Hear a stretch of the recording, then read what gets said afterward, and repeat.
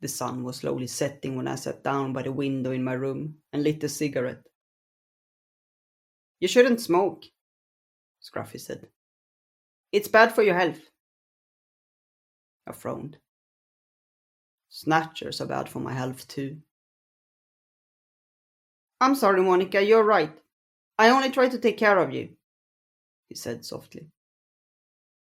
If so, find me a way to get more cigarettes. I'm running low, and we will soon need them. Ask Miss Avery for extra stoppers, and then trade them with Ripper for cigarettes. She seemed distressed enough this morning to give you some without asking any questions, Scruffy said happily, excited that he could finally help. I smiled. Ripper was a night guard who ran a side business selling stoppers. Apparently, there was a big demand for those outside the Institute, and Ripper's business prospered well. I suspected everyone knew about it, but he kept a blind eye, since he was one of the few people who didn't mind cleaning the mess that ensued when the Snatchers managed to get into the cage. Oh, that's a great idea, Scruffy. I may work. He beeped happily in response. I'm so happy you called me by my name, Monica. I take it as a sign you're feeling better. I will add 5 points to your mental health score, he said happily. I sighed. Sometimes I really wanted to drop him into the bathtub, regardless of whether he was quiet or not. I took another puff and looked into the sunset, feeling how my body slowly relaxed as it settled into this reality. There was a nasty side effect to the technology that made the cage safe from the Snatchers. It made you more open to the world they came from. Even if the cage kept you safe, it was a nasty place to be in, and tobacco helped you remain in our reality. So it was a good thing to smoke before going to bed, since falling asleep was when you were the most vulnerable to enter the world of the Snatchers without realizing it. That's where I met the girl the first time. In one of those nightmares that happened when your dreaming soul wandered into the world of the Snatchers. They had started with a full moon 3 months ago, and felt different from any other nightmare I'd ever had. Most of them just flooded you with terror, but you rarely remembered anything when you woke up, covered in cold sweat, relieved that it was only a dream, and that you were safe in the cage.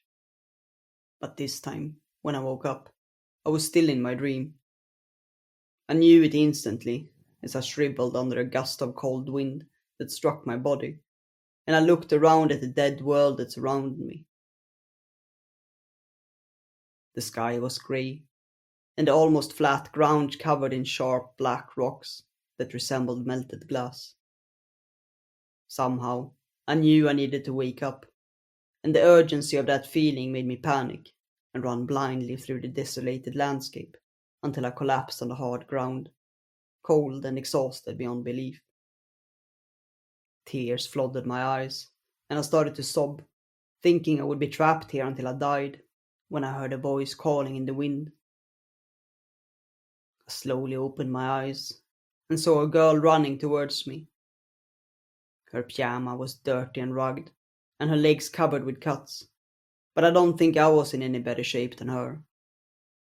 She shocked me frantically. Don't fall asleep! Don't fall asleep! She shouted. Get up! I did as she told me and sat up. She threw her arms around me and hugged me, and I could feel my panic fade away. She relaxed her embrace and looked around. You shouldn't be here, she said quietly, and I could hear tension in her voice. Where am I? I asked slowly, still trying to understand what had happened, but she shook her head and helped me get on my feet. We need to go, she urged, and took my hand and led me to a building a few meters from us. I blinked, confused. Why hadn't I seen that before? She pulled me inside and locked the heavy door behind us. What is this place? I asked quietly, looking around. She led me downstairs to a large room filled with old furnitures and card boxes that had seen better days, and sat me down on a mattress lying on the floor. She sat down next to me and looked at me with a smile. "It's my safe place," she said, still holding my hand. I felt too overwhelmed to protest at her closeness, as my brain tried to figure out what was happening, so I only managed to repeat after her. "Safe place." She nodded and smiled proudly as she said, "I dreamt it myself." I sighed, and she looked at me concerned and put her arm around me. "You're safe now," she said softly, and I relaxed and leaned into her, closing my eyes. "Don't come here again, okay?" Those were the last words I heard before I woke up in my room. I never figured out what had happened back then. According to Scruffy, C.A.G.E technology had worked absolutely fine that night, and he hadn't detected any anomalies in me. Even the staff seemed normal the morning after, and that wouldn't have been the case if there really had been any problem with the engine. So at first, I wrote it down as a weird anomaly caused by the cage and tried to forget about it. But regardless of my best wishes, those dreams continued to haunt me, no matter what I did to try to block them. The only difference was that whenever I found myself in that world, Rina was waiting for me, ready to take me back to her safe place. Despite it all, a part of me waited impatiently for those dreams to come, so I could meet her again. Seeing her in my woke state was a shock. So far, I had believed that those dreams, as weird as they were simply nightmares caused by the engine. What did it mean if they were real? I wondered.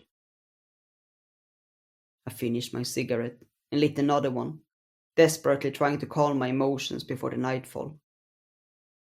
I knew I needed to figure out what to do before Rina was let out of the safe room. At best, I had 3 days. I sighed and exhaled the smoke through the window.